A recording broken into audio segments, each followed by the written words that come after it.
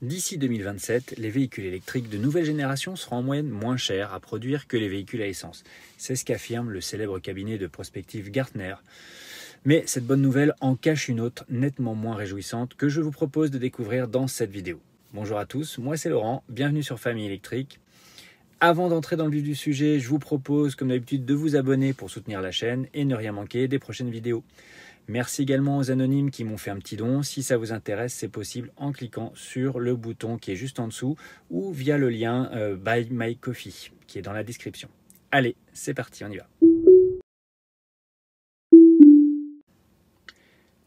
Le cabinet Gartner donc affirme que d'ici 2027, un véhicule électrique sera moins cher à produire qu'un véhicule thermique. Comment en arrive-t-il à cette conclusion et surtout, est-ce forcément une bonne nouvelle pour nous les consommateurs ? Parmi les facteurs qui concourent à la baisse des coûts de production des véhicules électriques, il y a les coûts de production liés aux batteries. D'après une étude de Bloomberg, que je vous mettrai également dans la description, les prix des batteries lithium-ion ont chuté de 14% en 2023, atteignant un niveau record de 139 $ par kilowattheure. La popularité croissante des batteries lithium fer phosphate LFP qui s'exonèrent des toujours très chers cobalt et nickel a contribué à faire chuter les coûts. Un fait qui illustre cette percée, en 2023, 40% des batteries utilisées dans les véhicules électriques étaient LFP contre 17% en 2020. Les prix des batteries devraient continuer à baisser avec des prévisions estimées à 133 $ par kilowattheure en 2024 et même 80 $ par kilowattheure d'ici 2030 grâce aux innovations technologiques que j'ai déjà eu l'occasion de développer dans des vidéos précédentes sur les batteries sodium ou soufre. Mais c'est aussi dû à l'augmentation de la production, bien évidemment. Au-delà des batteries, Gartner évoque d'autres innovations entraînant une baisse des coûts de production, telles que l'introduction de gigacasting, qui contribue à réduire les coûts de fabrication et les délais d'assemblage. Le gigacasting, c'est un process industriel qui consiste à couler d'un seul bloc les pièces de la carrosserie grâce à un processus de métal fondu versé dans des moules à haute pression. Je vous incite à aller voir la vidéo de Choucroute Garage, je crois, qui a brillamment expliqué le gigacasting dans une de ses dernières vidéos avec des petits Legos. C'est vraiment très ludique et intéressant. Cette méthode de production adoptée par Tesla depuis 2020 permet de simplifier l'architecture du véhicule et donc de réduire le nombre de pièces à assembler. D'après Autoblog, l'utilisation d'un seul composant pour le châssis arrière du modèle Y a permis à Tesla de réduire ses coûts associés de 40%.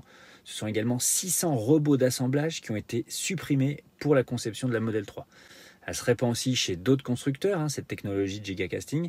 General Motors utilise également le gigacasting pour la production de sa berline électrique Cadillac Celestiq.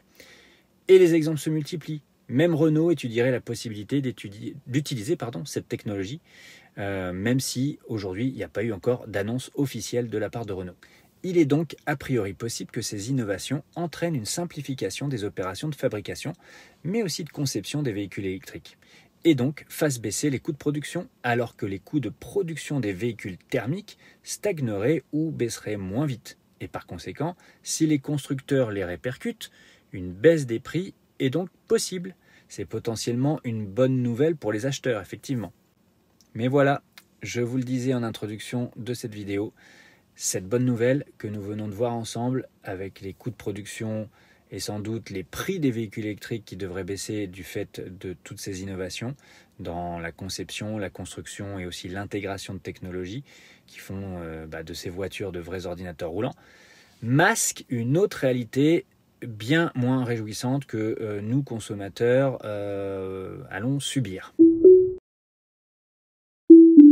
Là aussi, Gartner nous éclaire, toujours dans la même étude. Le cabinet affirme que d'ici 2027, le coût moyen de la réparation sérieuse d'une carrosserie et d'une batterie de véhicules électriques augmentera de 30%. Ceci est notamment dû à un effet de l'utilisation du gigacasting. En effet, le coût de remplacement d'une méga pièce au lieu du changement, voire de la réparation d'un petit élément, sera bien plus important.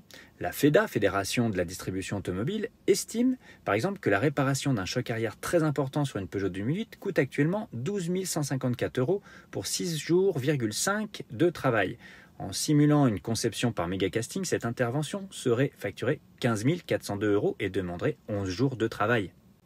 Et donc, si au lieu de parler de méga casting, on parle de giga casting, ça serait sans doute encore plus onéreux. La réparation pourrait même ne pas valoir le coup du tout si la valeur du véhicule endommagé est nettement inférieure au coût de la réparation. Et puis, l'augmentation de la présence d'électronique, de l'informatique embarquée, même de l'IA, est un autre facteur lié à la conception des véhicules électriques qui, bien évidemment, amène de la complexité à la réparation auto et qui donc est susceptible de provoquer l'enchérissement des réparations en cas de panne. On n'y pense pas souvent, mais le gros manque de mécaniciens spécialisés pour les véhicules électriques, voire même d'électriciens automobiles, entraîne aussi une augmentation des coûts de réparation. Un problème qui pourrait aller en s'aggravant avec des ventes de voitures électriques qui accéléreraient, bien évidemment. Autre point qui s'adresse à votre portefeuille, les primes d'assurance ont toutes les chances d'augmenter si les réparations des véhicules électriques coûtent plus cher. Ça paraît logique. En plus, le législateur va progressivement supprimer l'exonération de la taxe sur les conventions d'assurance que paye votre assureur pour alimenter les budgets d'ailleurs des collectivités locales et des organismes de sécurité sociale. Alors voilà, nous avons exploré ensemble des enjeux qui sont fascinants, mais aussi parfois très préoccupants, liés à la baisse des coûts de production, mais aussi aux méthodes de production des véhicules électriques qui vont évoluer. Et donc on a vu qu'il y avait des perspectives assez alléchantes donc en matière de baisse de prix, potentiellement, si les coûts de production diminuent et qu'ils sont répercutés. Mais parallèlement à ça, on a vu que les nouvelles méthodes de production pour faire baisser ces prix peuvent engendrer une hausse des tarifs de réparation, d'entretien et même d'assurance de ces voitures électriques.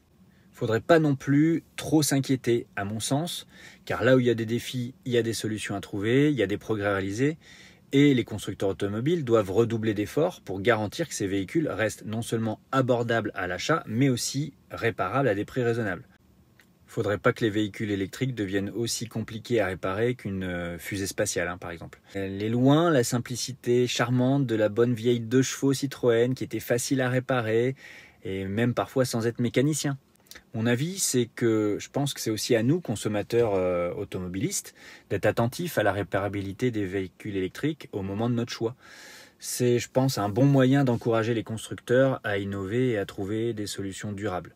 Je pense qu'il faut que les constructeurs réagissent rapidement, autrement, il n'est pas certain que la voiture électrique ait un avenir radieux devant elle. Et puis, nous risquons de nous retrouver avec de vraies épaves électriques dans les rues.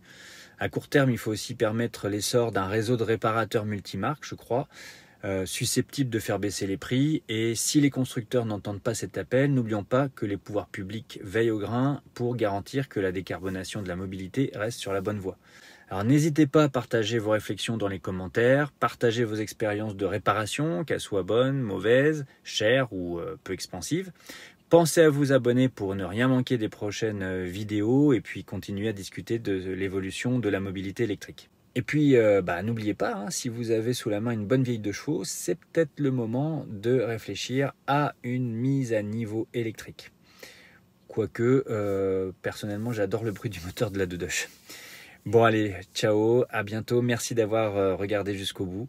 Et puis, je vous dis à très bientôt. Salut.